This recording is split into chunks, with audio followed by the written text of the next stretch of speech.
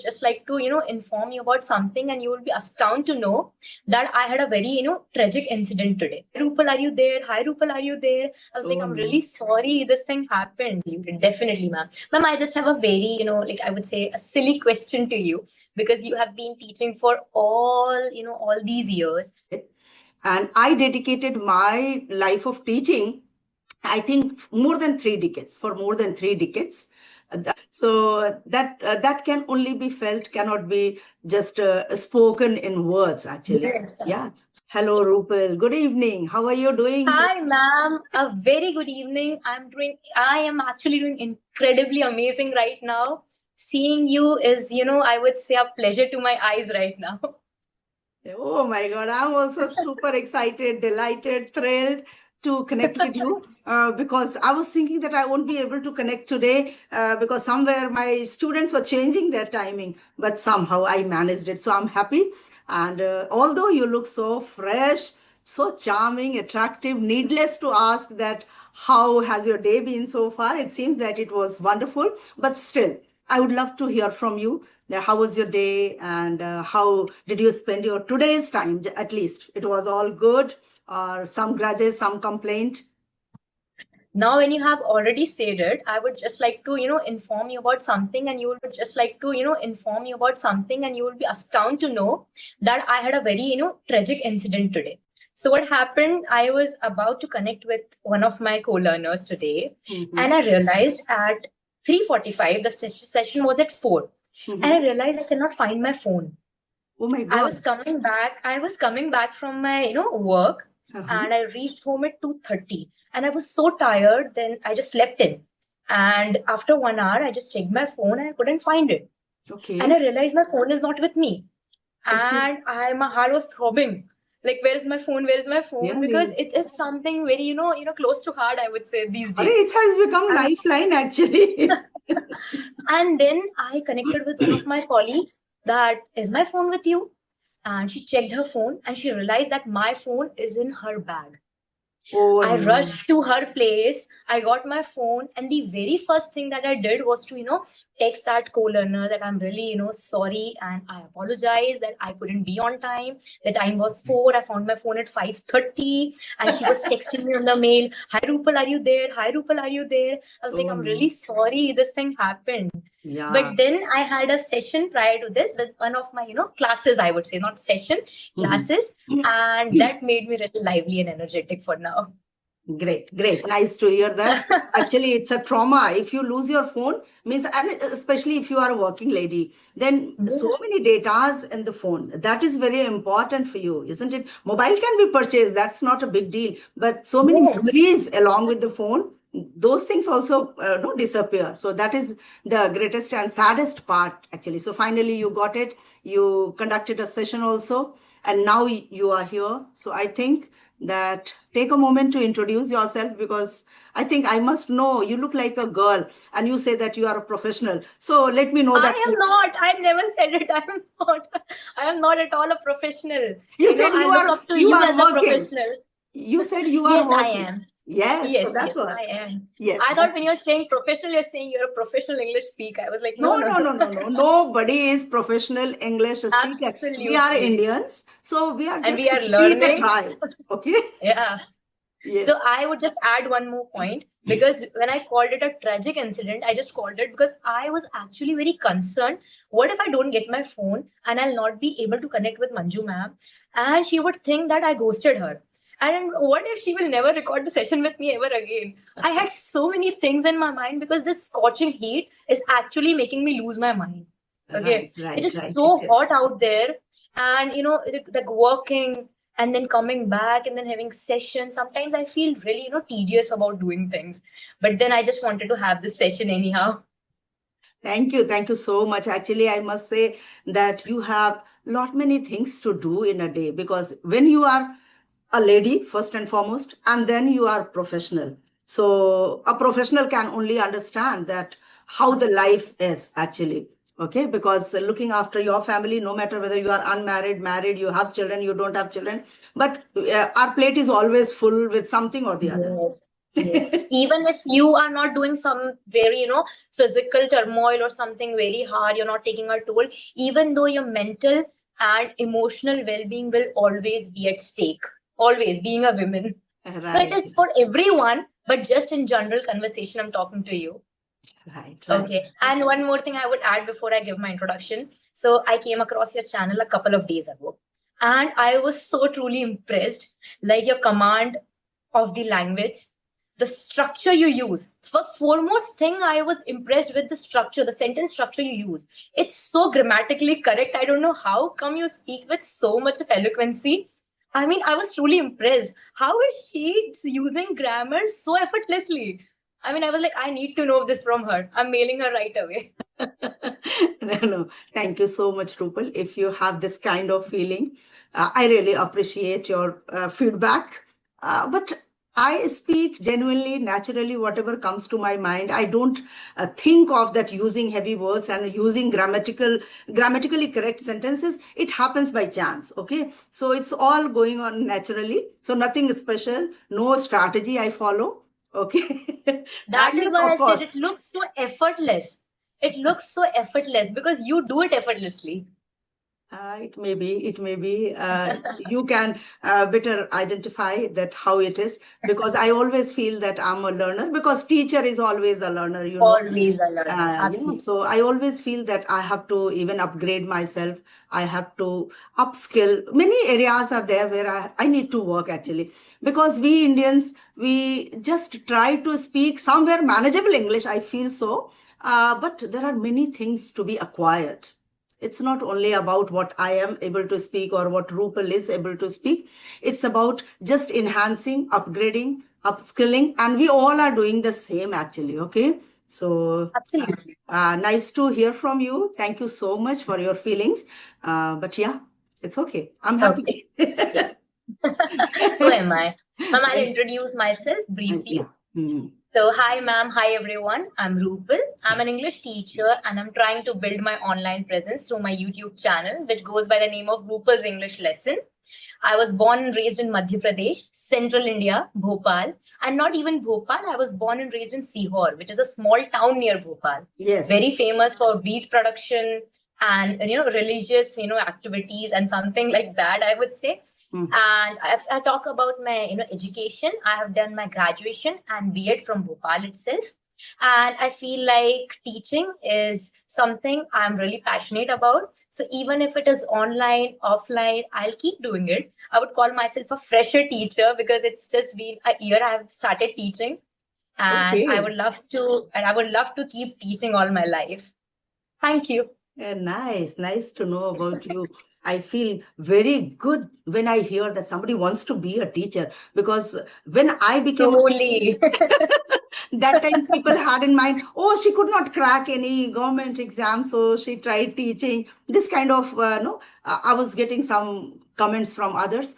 But really, I enjoyed my life too. So let me just introduce myself too in short. Please, please. Yes, yes, of course. So my name is Manju, and I hail from Lucknow, the capital city of Uttar Pradesh. If you talk about my educational qualifications, so I also have completed my master's and then I did my NTT and BA. And I dedicated my life of teaching, I think, more than 3 decades. For more than 3 decades, I was a regular teacher in a convent school, but I retired in the year 2022. And after that, I thought of doing something now for myself. And that's how I landed up starting my YouTube channel. That's named Manju Grammar with Manju Ma'am. Okay, and there I started uploading simple grammar rules, because I knew that I know something about grammar. More than that, I can't do anything. But there were lot many things to be learned when it comes to YouTube channel. It's not only about knowing grammar and making a video, knowing rules, and then standing in front of the camera, shooting yourself, then again checking that everything is well recorded or not. Did I somewhere mispronounce something? And then editing part. That was the most difficult part for me. But yeah, somehow I grabbed that also. And I happen to be a small YouTuber, and today I'm in front of you. I love to teach. This is my passion actually, because I had been teaching in the past for 30 years, more than that. Okay, so still my true calling is teaching. So I too teach online, but now I'm at the other side of the table. You can say now I'm not in a school. I'm training somewhere to beginners and intermediate level learners, those who are professionals actually. They are just connecting with me for learning English. So that's how I'm spending my time productively, I can say. And I have a small family of four: my husband, my two children, and me. My daughter is married, Wow. my son is unmarried, and yeah, here I am. That's all about me. Wonderful, wonderful. I feel like I know a lot about you now. Also, the feeling is truly mutual when you say that teaching is my calling. So the feeling is truly mutual, and I so feel that sometimes I do feel, annoyed that, when you have to go and do the same thing every day, and when this heat is taking a toll on your head, then Right, sometimes I feel annoyed. Why do I have to do all the things, rigorously every day? That right, becomes like a rigmarole every day doing the same right, things. right, But then I realized the best part of being a teacher is to be with your students. I like nothing else more than this. But when I go into the class, I see my students and completely I feel all right. If I'm sitting in the staff room free, I would feel, why don't I go home? Why is this so boring? I'm so annoyed. But as soon as I enter the classroom, everything just vanished. I am so right. energetic. I'm so lively. I can laugh with you. We can Yes. all be together. This feeling, it's, surreal, I would say. Yes. And nothing can replace that feeling when you are in the Absolutely. classroom with your students. The students, those who rely on you, those who love you more than Yes. their parents. Sometimes they Yes. share certain things which they don't share with their parents Share even. with your parents. Absolutely. So that can only be felt, cannot be just spoken in words, actually. Yes. Yeah. So that realization is truly amazing, and that I'm missing these days, because teaching to grown-ups, adult people, that doesn't give that kind of sense of emotion and connectivity and sentiments. But yes, something is better than nothing. So now I'm busy. I'm in the same field. I did not need to change my field. That was the best part. So yeah, right. So tell me, And which grade do you teach, Rupal? right now, I've been taking classes for ninth standard, ninth and above, ninth, 11th, 12th, 10th, and sometimes 8th as well. A subject? English? Only I English? take English and social science. Oh, great, great. Nice. Though I have been given social science, I don't know why they think I am a deserving candidate, and they thought so, and they have given me social science. But I just had two classes till now because this is a new academic session, and they have given me the subject right now. And I had two classes, just two classes, and I think I'm enjoying it. I can do it. You will I certainly learned that do justice also. with this subject also, because it's a Yes, I wonderful will. subject. Yes, of course. And teaching English is amazing.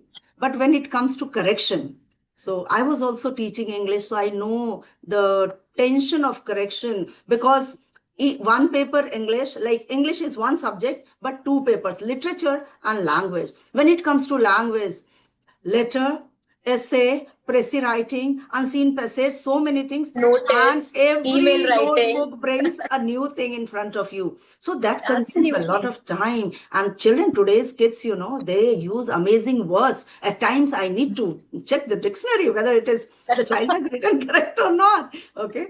So it's good Absolutely. that you have been given even social science, because at least there will be a change. Otherwise, every bundle when you open, you have to start with essay, then letter, and that consumes a lot of time.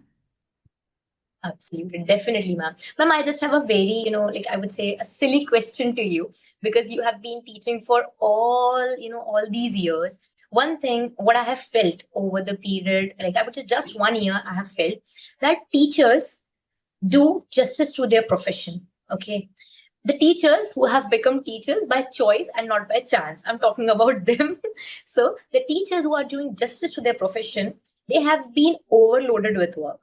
And when we talk about private institutes, they kind of exploit their teachers sometimes. Most of the private institutes in India, they kind of exploit their teachers. And this is not just a story of one school, but many, I would say. Okay. When it comes to financial, calling, it would be nothing. Okay. But when it comes to work, it would be immense. Right. So how do you see this? See, what to say, Rupal? Actually, I also did not become a teacher by chance. It was my true calling. I wanted to become a teacher because my parents used to say that when you are too young to describe anything, but you were writing on the walls, even if you did not have anything. So those days in our childhood, we had coal, koila. So with that Yes, also you were Paul. trying to write it, and I was getting a scolding for this, that you are just dirting the walls, and why are you writing over there? You have slate, why don't you write on that? And I used to imitate like my teacher in my childhood. Whatever the teacher was teaching me, I was just trying to teach just vacant room. Okay. So I wanted to become a teacher because for me, I was thinking, if a girl wants to become somebody, I think either the doctor or the teacher. So I became teacher knowingly, willingly. Your question was actually that we are overloaded if we are in public schools. Yes, we are.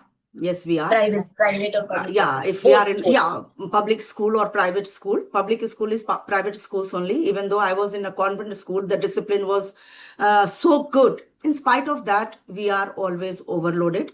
If not with only curriculum, if not with only syllabus, at least with different activities, competitions, seminars, sports day, annual function, PTM, and many more things. Okay. But I would say that if you start enjoying your work in place of thinking that it's a burden, you keep yourself at the place of principal. Because I had been a coordinator also for 10 years in my school. So then I understood that why we felt overburdened when principal asked us to do something. Because we always felt that she is just trying to level up the school's image. Okay. And because of that, she's forcing us to do something or the other. But when I started enjoying all these things, I felt that this is the part of my life. Even when I was at home, I was cooking, I was serving. That time also, I was thinking, if there is annual function, what a special thing I can bring into my class so that my children perform something different from everybody. Okay. And everybody claps and appreciates that, yeah, Manju Ma'am's class performed very well. So I feel that I enjoyed. I don't know today's generation, because when I left my job, when I retired, so as I told you, I was coordinator. So I was taking demos for new teachers also. Then I felt that these new generation teachers, they just wanted to work for the sake of working, for the sake of completion of the syllabus, not from their heart. They were not trying to put in their 100%. If they knew certain topics, suppose they have to describe adjective, if they knew, they described. If they did not know, somehow here and there they manipulated in the class and managed it. Okay. In place of preparing them properly, knowing the topic from the book or from dictionary, or from nowadays, that chat gpt and perplexity and Everything. google, whatnot, we have many things accessible. Okay.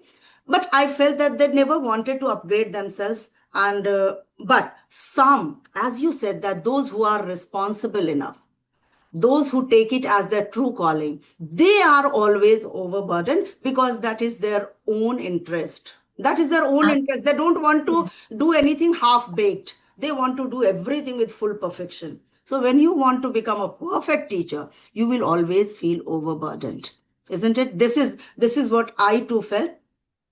In terms of financial aid, salary wise, if you talk about, certainly, I feel if I was somewhere to fix the salary, I would have kept the salary of private and government school the same. But Thank you so much. but unfortunately, it cannot happen, because I don't think that private school teachers are working lesser than the government school teachers. We all are They're working working, hard. I would say, more only. I would just add this to this conversation, and I'll tell you, like you said, when you are teaching and when you want to teach with your heart, and you will feel overburdened because you take everything to your heart. So I'll tell you, this happens with me. I remember when I was once teaching in 11th commerce, and I don't know, like, unintentionally, and I don't know where my mind was, I taught something wrong to my students. Mhm. And then I came home and I realized my mistake. And then I couldn't sleep well for next 48 hours because I was feeling so guilty about it. And then Right. next day, like after Sunday, I went on Monday. I discussed that thing with my students that vocab, that word meant different than what I have taught you. Explained. Yeah. Okay, yeah, this happens because sometimes 11, 12 standard kids, you see them, they're like huge boys and girls now, and Right, right. they're always sitting like this, seems Mhm. uninterested in the class. Mhm. Sometimes you also panic to how Right, to right. because my class had like 60 plus students. Can you believe Extreme. this? Extreme This of was it. Mm. extreme. And I have this one thing. I become really timid if I see a lot of people. If I see a crowd. Okay, so I Right. become timid. And Mhm. if you are asking me to teach 66 students or 70 students at once, then Right. it's very quite evident that I might make a mistake. I might end up making a mistake, even if I know. Right, And right. then I couldn't sleep, and then I went back and I was like, okay, I want to I will correct my mistake even if my students think something that she didn't know and she made a mistake. But I really feel if you accept your mistake, your students will appreciate only that. if Right. she can if she can accept her mistake in front of 60 students, why can't we speak up? Right, right. This is how we teachers can set an example in front of Yes. our students, our children. Like I also used to feel in no sometimes trap into this situation when I recently had started teaching because for you also just 1 year as you say. So initially because you have so many things in your mind, class control, people are watching you, not sitting in the classroom but from somewhere they are observing your teaching. Okay, the principal, the vice principal, the coordinators, the senior staff, the co-teachers, there are many those who are keeping an eye. How are you explaining things? How is your class control? So in subconscious mind you are thinking all those things and then you are getting ready to explain the things on your level 100%. But sometimes because in back of your mind something else is going on, you can make mistake because you are a human being, isn't it? So this happened with me also once because sister, I saw that sister principal is standing outside and I was explaining narration. Okay, direct, indirect speech. And then one child just simply asked a question that very time. And I was doubtful that whether I will be able to explain or not. So I said, tomorrow I'll come up to that topic. It was interrogative sentence and that was to be turned into in indirect. Indirect. Okay, so I said that we'll discuss it tomorrow. So what I'm discussing, just listen to that carefully. Okay, and sister principal entered in the room. Okay, so Manju, I would love to hear from you if you can describe that how interrogative sentences can be changed into indirect speech. So see, what was going on in my back of mind that happened to be in the classroom. Okay, okay. So, but I just gathered some courage and I started teaching them. I felt that nobody is sitting in the room. I'm alone. I'm the boss of myself. And I started teaching. And I happened to teach excellently well, I must say. Then Sister Principal also appreciated. Next day, when sister was not there, and I was teaching exclamatory sentences, okay, and that is so simple, but I happened to make a mistake. I happened to make a mistake, and I was sitting in the staff room, and when I was checking copies, I said, "Why everybody has made this mistake?" When in every copy the mistake was the same, then I felt that somewhere I went wrong. I think I might have written something wrong on the blackboard. Then I just stopped. The next period was of somebody else's. I requested her that can I go into the class for just 5 minutes? I have some urgent work. Then she said, oh, okay, sure, you go. I'm happy to be free. Then I went there. I asked them that why all of you have written this answer. Then this one of the child, he dared and he said that, ma'am, you only had written on the blackboard. Actually, I wanted to tell you, but then I felt that you always teach correctly. And then how can you make mistake? Probably I was thinking wrong. Okay, then I said, no, this is my mistake. I have committed mistake and all of you, I'll distribute your copies tomorrow and you will do the correction. And after that, children started telling me also that, ma'am, certain spelling has gone wrong on the blackboard. We are human being while writing, no, in flow. Sometimes it happens. So nothing wrong in accepting our faults also. Okay, and it's but natural. And this feeling when you make a mistake, and most of the students will not even make you notice. Okay, most of them will not tell you. It's like, okay, ma'am, happens. But if somebody tells you before, either you get to know it or else the student will tell you. Okay. So Right. that feeling is so, I feel so bewildered that time that what to do now? How Right. do I correct my mistake? What if my students think that I cannot teach them? But What it if they don't happens, think? Rupal, it happens only in the initial days for 1 or maybe 2 years. After that, you master your subject. You master your Yes, ma'am. topics, okay? And then it doesn't happen. So I too remember that initially I made some mistakes, but later on, those mistakes never took place. And I have started teaching high standards Right. like from a period of 6 months only. So sometimes it happens with me. Like you were talking, I can resonate so much with you when you talked about direct indirect speech. That one topic actually, takes a toll on my mind all the time. Interrogative, then you have to talk about negative, then talk about statements, if, Right. whether, Right. could, can. Oh, it is so difficult sometimes. I just tell my students, why do you have to keep doing these things all the time? I will make you I'll make you do 5 questions. Be satisfied with it. Yes.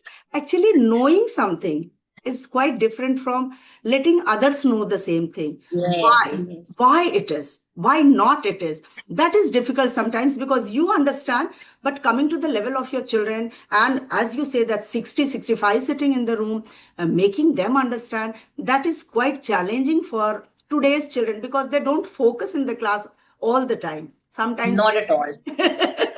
they Even they're physically in the class, they're mentally mentally somewhere else. mentally And this somewhere. happened today itself. So I was in 10th B, Mhm. and the student, I am talking to them, and on the last bench he's talking about after school things. We'll go play cricket.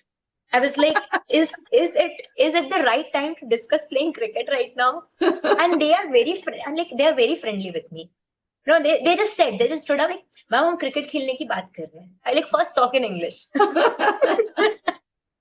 So this happens, and like you added that when you said that if I talk about financial aid, so I would have definitely made the things equal for government and private. So this is one thing I really feel that is but I don't know how to justify it, but teachers are actually struggling in India. Like I had a word with many of my colleagues from last school, from this school, so they just come up with this one thing.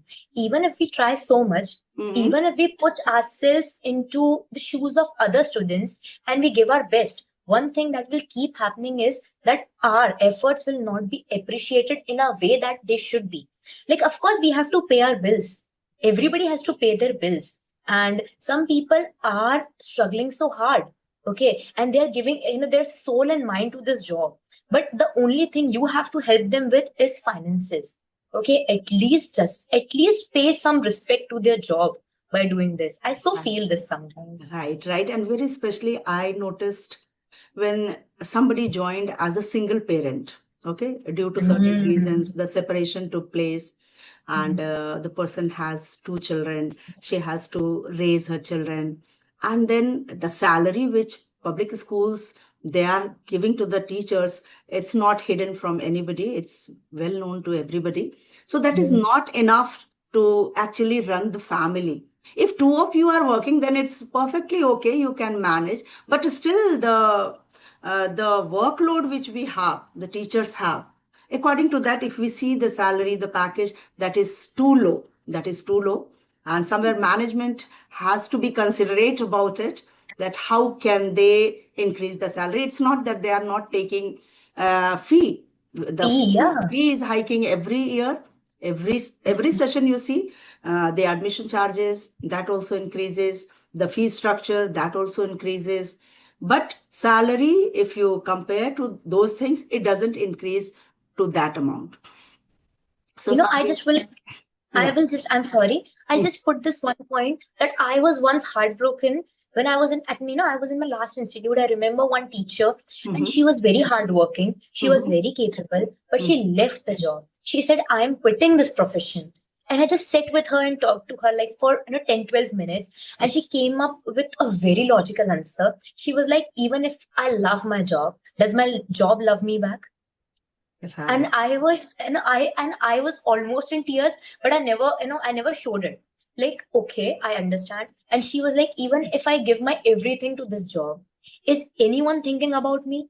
okay, what I'm going through, what I have at my home, how I'm leaving my children back there at home, then coming here, and then people going up to them and telling, you only spend 7 hours in the school. What is the big deal being a teacher? Anyone can be a teacher. This is the hardest statement, and I would say, to hear from someone, okay, who is not a teacher.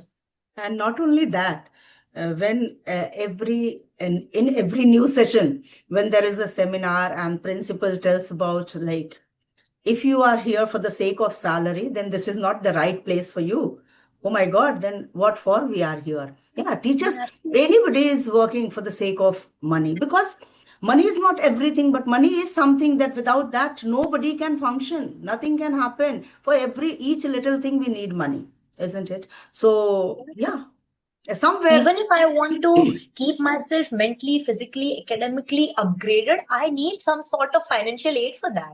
I Yeah, mean, the amount you're giving is just going away in Wi-Fi bills, food, rent only. yeah, and even for conveyance, for dresses, for makeup, and for so many things. Yeah, because we ladies have so many things to do. For gents, it's okay. So I was always curious that if teachers, the principal or management asks us to wear just uniform as the students wear, then we will not be requiring so many saris and so many suits and so many dresses. But we being teachers, we think. Nobody agreed. This happened with me as well, same to same. I would say, when I was, when the teachers committee was asked if you want a uniform or Hmm, not, hmm. I would say, I was the only one. No, there were two other teachers, and I were only, wanting that. And others were like, no, we don't want a boring uniform. And I was like, Yeah. I don't want to keep finding clothes every day and iron them and, buy new clothes and then dupatta and chunni and Yeah. everything. Yes. Struggles are real. Yes. There are many, like in my school also, there was a culture like every Christmas, Sister Principal used to gift us a sari, a same sari with same print, same color to everybody, and very especially on special occasions, like if some delegates have come from outside or maybe annual function or something, then we all supposed to wear the same sari. And some teachers will start cribbing about same sari, everybody same sari. I purchased a silk sari from so and so place, and I went to Madurai, and from there I have brought this sari, that sari, and we are going to wear the same. What is this? What is the logic of wearing the same sari? Yeah, so I really encourage this logic, I would say. Oh, yes. wow, I don't have to buy clothes. I don't have to waste money. You're doing And the right not thing. I only that, appreciate it. buying clothes is even easier. Maintaining them every day, if you Absolutely. want to change your dress, it means you have to wash them, iron them, or you have to send them for dry cleaning. You have to get them back. You have to pay for it. So many things around it. It's not only about buying sari. It's a lot many things to do for it. Okay. So Okay, yes, ma'am, do we lovely have thing any to time discuss. left? Time is getting over like anything. Exactly. I just don't feel like we're talking for the first time. Time is just, flying away like anything. Yes. Same with me. I'm also not thinking that Rupal, I'm meeting for the first time. It seems that we have been connected for so long. A Eh? teacher's heart to a teacher's heart, I would say. Yeah. Yes. Okay. Ma'am, It was. I would just ask you a very, very simple question. You can answer in the the briefest way possible. That what were the challenges you faced in your early teaching hood, I would say. Yes. Good question. Very good question, rather. The the first problem which I faced when I became teacher, I was just 24. First thing, my age. And then Same, I was also 24. and most of the teachers were somewhere elderly, somewhere of 40s, 50s, somewhere. Okay. So I felt like I'm a small student in this school. I don't look like a teacher. So first thing, and I was very lean and thin those days. Okay. So I was just always self-doubting about my personality, that I don't look like a teacher because they are so graceful. They look like a teacher because their body built, and when they carry sari, they really deserve to be a teacher. So first challenge was that how can I become so stout and like so that I look like a teacher. That was the best utmost challenge for me.